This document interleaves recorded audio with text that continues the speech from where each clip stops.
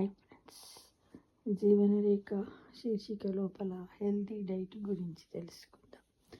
ఏంటంటే ఏవి తినాలి, ఏవి తినకూడదు, వేటితో కలిపి తినాలి, అలా తినడం వల్ల మనకు కలిగే నష్టాలు ఏమిటి, తినకపోవడం వల్ల కలిగే లాభాలు ఏమిటి అనే విషయం గురించి ఇప్పుడు మనము విపులంగా తెలుసుకుందాం మిత్రమా. ఏంటంటే పెరుగుతో కలిపి తినకూడనివి. పెరుగు తినడం వల్ల ఆరోగ్యానికి మేలు చేకూరుతుందని మన పెద్దలు చెప్పేవారు.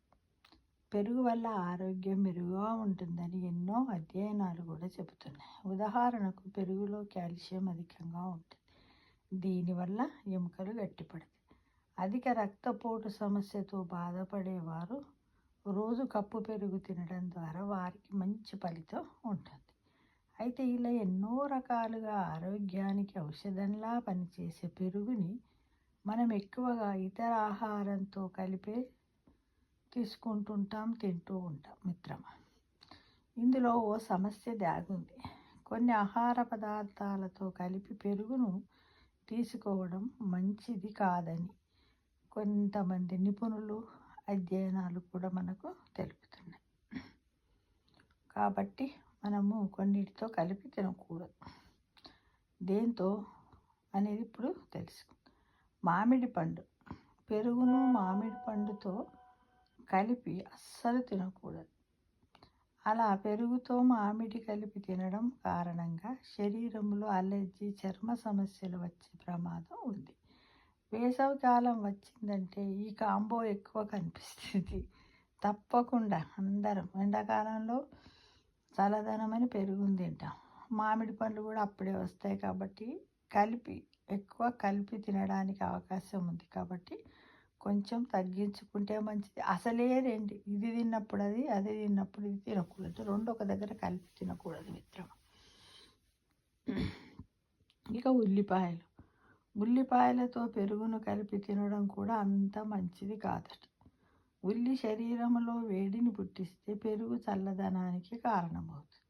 ఈ రెండు కలిపి తినడం వల్ల సోరియాసిస్, దద్దుర్ల వంటి చర్మ సమస్యలు వచ్చే అవకాశం ఉంటుందట.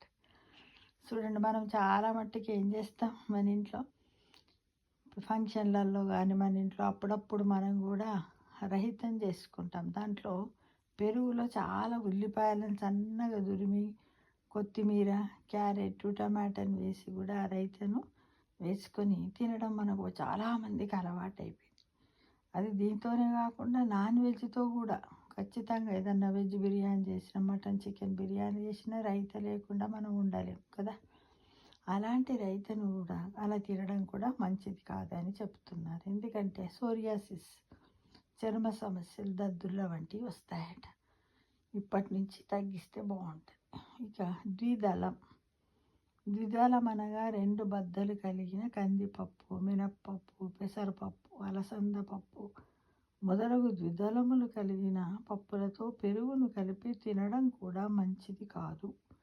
శరీరంలో అధిక రక్తపోటు సంభవించి అది గుండె జబ్బులకు కారణమవుతుంది. కానీ మనం ఏం పట్టించుకోం కదా. ఎందుకంటే ఎలా అంటే మామూలుగా పప్పుతో తింటాం, లాస్ట్కి పెరిగేసుకొని తింటాం. కానీ అలా తినకూడదని చెప్తున్నారు మిత్రమా.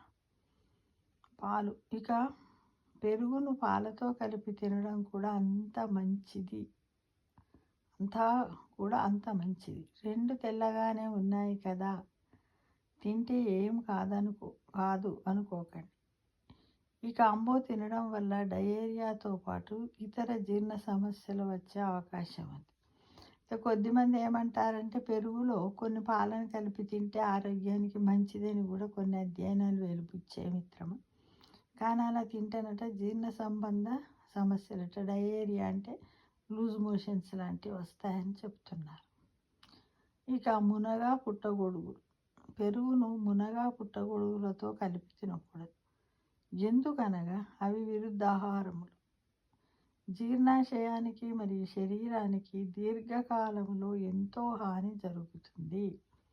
తద్వారా మలి వయసులో పక్షపాతము లేదా క్యాన్సర్ వంటి సమస్యలు వచ్చే అవకాశాలు మెండుగా ఉన్నాయి అని చెప్తున్నారు. మునక్కాడలు, మునగాకు అలాంటివి పుట్టగొడుగులను కలిపి పెరుగుతోటి చాలా చేస్తూ ఉంటాం కదా మనం. ఇక చేపలను పెరుగుతో కలిపి అస్సలు తినకూడదు. ప్రోటీన్లు పరంగా ఈ రెండింటిలో ఎక్కువగానే ఉన్నాయి కదా. రెండింతల ప్రోటీన్లు లభిస్తుందనుకుంటే పొరపాటు. వీటిని కలిపి తినడం వల్ల కడుపులో గ్యాస్, ఎసిడిటీ వంటి సమస్యలు వచ్చే అవకాశాలు మెండుగా ఉన్నాయి. కానీ మామూలుగా మనం చేపల కూరతోటి, ఫిష్ తోటి భోజనం చేసిన తర్వాత తప్పకుండా మళ్ళీ లాస్ట్‌లో పెరిగేసుకొని తింటాం. కానీ ఇక నుంచి తినకూడదు అని మనం నిర్ణయించుకుందాం మిత్రం. ఇంకా మాంసాహారం చికెన్, మటన్, కోడిగుడ్లతో పెరుగును కలిపి తినడం కూడా మంచిది కాదట. చాలా మట్టుకు మనం తింటూనే ఉంటాం. ఎందుకంటే చికెన్‌లో పెరిగేస్తాము, మటన్‌లో కాదు. కానీ కోడిగుడ్లతో కూడా అప్పుడప్పుడు కొంచెం మసాలా గ్రేవీతో చేస్తూ ఉంటాము. దాన్ని కూడా తినకూడదట. జీర్ణ సమస్యలు వచ్చే అవకాశం ఉంది. అది మధుమేహ వ్యాధికి కారణమవుతుంది.